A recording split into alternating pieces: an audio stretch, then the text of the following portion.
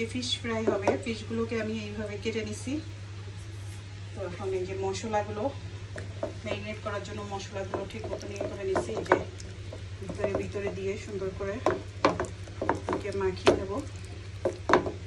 Marinate করে রাখতে হবে বেশ কিছুক্ষণ। তো একটা মাখিয়ে নিলাম।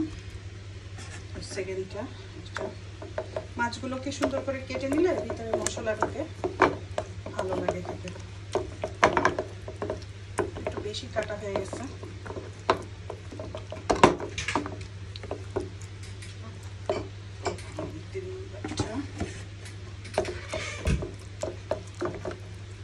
এটা আমার টুনটুনি পাখির জন্য, আমার মেয়ের জন্য। ও মাছ ভাজি খেতে ভীষণ পছন্দ করে। So I'm going to surprise her today. আর এই কাটা জায়গাগুলোই সবসময় মশলাগুলো ঢুকাই দেওয়ার চেষ্টা করবেন, এতে করে খেতে মজা হবে।